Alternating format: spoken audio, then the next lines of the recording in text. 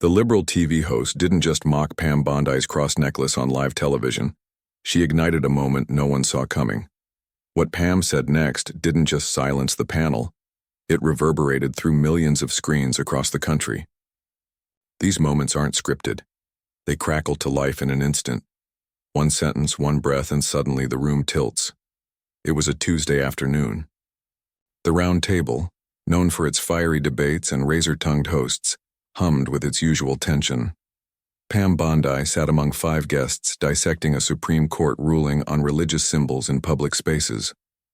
30 minutes in, host Jill Traynor, quick, with a smirk, quicker with a jab, tilted her head toward Bondi's necklace.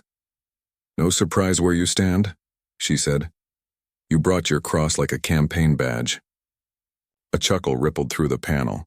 Papers shuffled. Jill leaned back smug. Just another throwaway line. Except this time, it wasn't. Pam didn't laugh, didn't flinch. Her fingers brushed the gold cross at her collarbone, slow, deliberate, like smoothing a crease from a cherished letter. 5 seconds of silence. Then she turned to the camera. The air in the studio thickened. Producers froze. Even the crew held their breath. When Pam finally spoke, her voice was steady, quiet.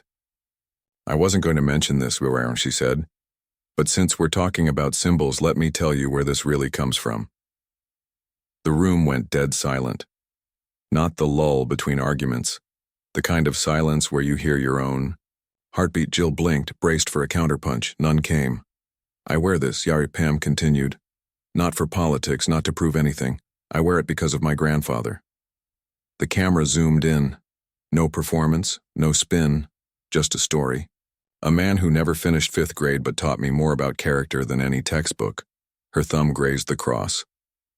"He gave it to me the day he left the hospital. We didn't know if he'd survive. He said, 'Don't take it off unless you forget what matters.'" A faint smile, not for the panel, but for a memory. I haven't taken it off since. The silence stretched. Jill shifted, mouth open, no words. Pam's next line wasn't a rebuttal. It was a quiet earthquake. "Mock it if you want. I'm not here to win debates. For me, this isn't a symbol. It's a promise." No one moved, not even Jill, always armed with a comeback. Some mic drops don't need volume. The panel sat stunned, strangers in a waiting room. Jill reached for her coffee, but the show had already veered off script. Pam, though, she looked lighter, like she'd set down a weight she'd carried for years. "I was 12, she continued, still facing the camera. "The first time I thought he'd die." No tremble, no theatrics, just truth. Roy Hanlon, a house painter from Sarasota, made $30,000 a year, raised 4 kids, had a strength you can't fake. A pause. He collapsed in our backyard. I rode in the ambulance, gripping my jeans so hard my nails left marks. The doctors called it a blockage, prepped him for surgery.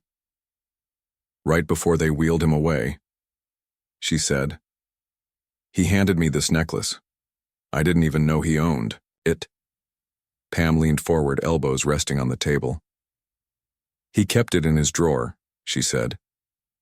"That day he told me, 'Pammy, I don't know what's coming, but if I don't wake up, I need you to know, this is what got me through every hard thing in my life. If you wear it with purpose. Otherwise, leave it in the drawer.'" For the first time, Maurice Delaney, the retired judge who rarely spoke, broke the silence. His voice was low, but carried weight. "Did he survive?"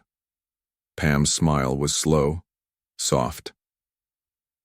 "That time, yes. 6 more years. 6 years of Sunday breakfasts, 6 years of backyard birthdays, 6 years watching him teach her little cousin to tie his shoes, patch drywall after storms." Her fingers found the cross again. "He passed during my law school years. A Tuesday morning. I skipped class, went straight to his house. My grandmother was waiting in the kitchen, holding this." The studio stayed dead silent. This wasn't their usual fare. No sound bites, no spin. just raw, unfiltered memory. Jill finally stirred, grasping for control. "But don't you think?" She began cautious. "When someone like you wears a symbol like that on national TV, it sends a message, intentional or not." Pam didn't bristle. "Everything we wear sends a message, Jill. Just not always the one people assume." Her thumb brushed the cross. "I don't wear this to show I'm better. I wear it to remind myself I'm not. That my choices should mean something beyond myself." The words hung in the air, settling over the room like fine dust, impossible to ignore. Long before cable news, before politics, Pam was just a kid in Tampa's outskirts, where unlocked doors and open land still existed. Her grandfather, Roy Hanlon, lived 5 blocks away in a tan one-story with a screen door that slammed too loud. He smelled of sawdust and menthol, solid as oak to her young eyes. She was 10 when she first realized he wasn't invincible. August heat. A hardware store trip for paint. They stood by the caulking guns when Roy stopped mid-sentence, gripped a shelf and sank to his knees. No drama, just a quiet collapse that made no sense. Pam froze, clutching a wood stain can like it could undo what was happening. At the ER, they called it a minor episode. But the doctor's face told the truth. 3 blocked arteries, surgery at dawn, tubes in his arms, wires on his chest. Pam, too young for the jargon, understood enough. Pam, legs swinging from the too-tall chair, watched her grandfather, the man who'd once lifted a washing machine alone, look frail under thin hospital sheets. He motioned her closer, pulled the curtain shut with a rattle. From the drawer, he fished out a wrinkled paper bag, a wallet, mints, a silver pen. At the bottom, a thin gold chain with a cross. It wasn't shiny. The edges were worn smooth, the back engraved with Psalm. "This isn't magic," he said, pressing it into her palm. "It's not for show, it's for what you remember when no one's watching." She nodded, too young to understand but old enough to feel the weight. "I wore this the night we lost your aunt," he whispered. "When my brother didn't come home from Vietnam. When we ate peanut butter for dinner because work dried up." His eyes were dry but distant. "If I don't wake up, you carry this. Carry people with it, understand?" She gripped the cross.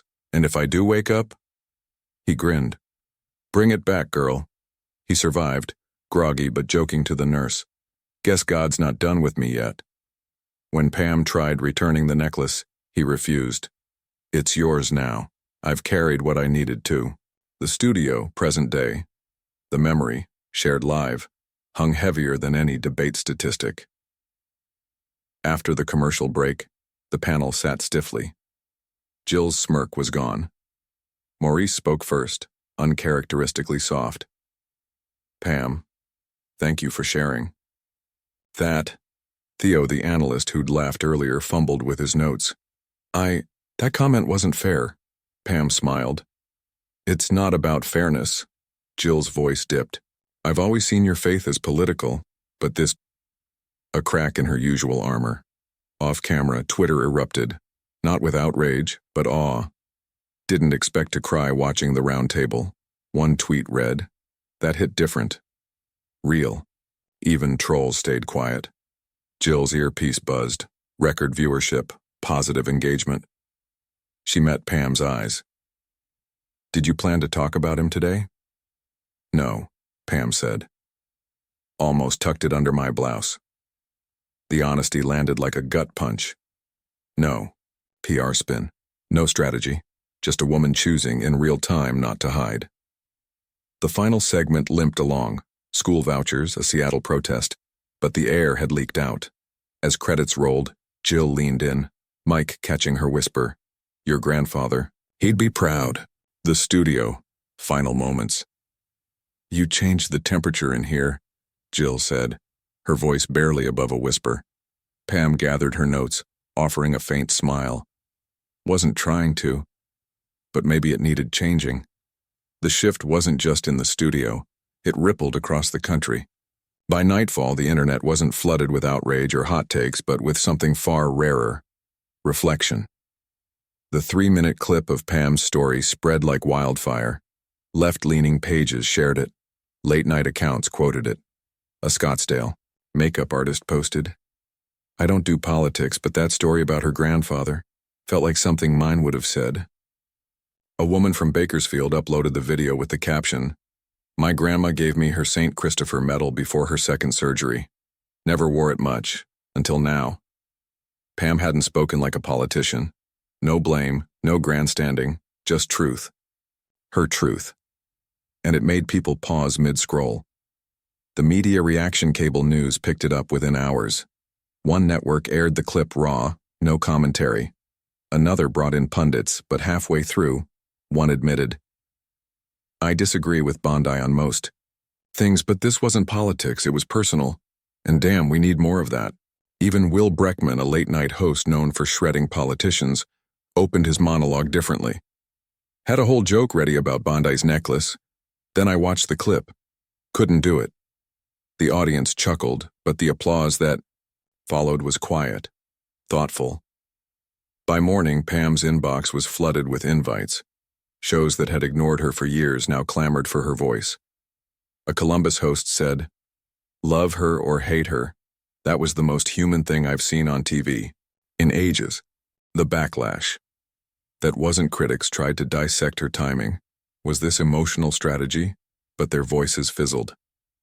Even the usual outrage machines hesitated, as if attacking would reveal more about them than her. Pam didn't engage. No tweets, no interviews. She let the moment breathe, and in that silence, people found their own stories. A Boston man posted, "Haven't spoken to my mom in 4 years. Calling her tomorrow." Another in Clearwater wrote, "Always thought politicians used faith as a weapon. Maybe I was wrong about at least one of them." The quiet aftermath. For years, audiences tuned into political panels to see who'd win the shouting match. But this time, someone had done the unthinkable. Silenced the room. And people didn't just notice, they felt it. Before pundits could spin it into a trend, Pam Bondi chose to speak one last time. Not to clarify, but to explain why she'd shared her story at all. 3 days later, she appeared on a small Tallahassee morning show, the kind that usually covered school budgets and weekend forecasts. Anchor Luann Forrester introduced her gently. "You've likely seen the clip by now. Today, Pam's here not for debate but reflection." Pam wore navy, the gold cross still at her collar. "You could have fired back," Luann said. "Why didn't you?" A beat. "I've done that before," Pam admitted. "Shouted over others to be heard. Sometimes you must push back. But that day," she glanced away, then back. "I thought of my grandfather. How he'd bite his tongue when folks mocked. His southern drawl. He never raised his voice, just showed them who he was. Let that speak louder." Luann leaned in. "Do you think people crave that honesty now?" "Crave it?" Pam shook her head. "They're starving for it. We're so busy labeling crosswearer, liberal, conservative, we stop listening. This?" She touched the necklace. "Isn't about politics. It's about a man who taught me grace." "You weren't trying to change minds?" "I wasn't even planning to speak. But when someone mocks what's sacred to you, and I don't think Jill meant harm, you choose react with pride or respond with purpose." The line stuck. By afternoon, a Wyoming civics teacher played the interview for her class. A 17-year-old scribbled in her notebook, "Live in a way that makes the argument unnecessary." She tucked the page into her backpack like a secret compass. The interview never went viral, but it landed. Churches wove snippets into sermons. A podcaster dissected its take on grace. An Indiana radio station looped the audio between weather reports. Pam didn't capitalize on the moment. No media tour, no hashtags, just silence. That silence bought her something rare. Respect, from unlikely corners. Even a hardened Portland columnist conceded, "Maybe we need fewer leaders who clap back, and more who know when not to." Yet the interview didn't feel like an ending, more like an outstretched hand, an invitation to see each other differently, if only for a moment. The story didn't fade. Not really. The ripple effect. The clip stopped trending within days, buried, under louder, messier headlines, but it lingered in quiet ways. A week later, Pam Bondi walked into a Lakeland coffee shop, unnoticed by cameras. The young barista paused mid-order, recognizing her. No selfie request, just a murmured, "My grandma wore the same cross. Thank you." Pam smiled softly, took her coffee and left. No press, no tweet. In an era where public figures chase virality, what stood out was what she didn't do. She didn't raise her voice. She didn't spin the moment. She simply showed up, told the truth, and let it stand. Even those who opposed her politically began to admit there was something we missed. Not because it wasn't there, but because they'd been too busy labeling to look. The deeper truth. We live in a world obsessed with categories, left, right, religious, secular, but rarely do we ask, what shaped the person behind the label? That cross wasn't about superiority. It was a memory made tangible, a man who prayed quietly, who bled for his family, who gave more than he had. When Pam touched it on live TV, she wasn't claiming power, she was remembering love. Not everyone has a cross, but everyone carries something. Tattered recipe in a drawer, a photograph folded too many times, a bracelet worn smooth with time. The lesson: before mocking someone's symbol, ask, what story does it hold? You'll often find more pain than you assumed, more beauty than you imagined. No one recalls who won the panel that day, but they remember the stillness, the choice to answer fire with grace. Final words. If this story moved you even slightly, pause before you scroll. Ask someone, what do you carry close to your heart?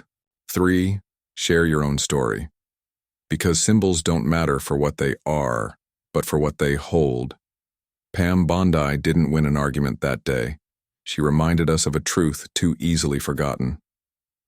Sometimes the softest voice echoes the longest.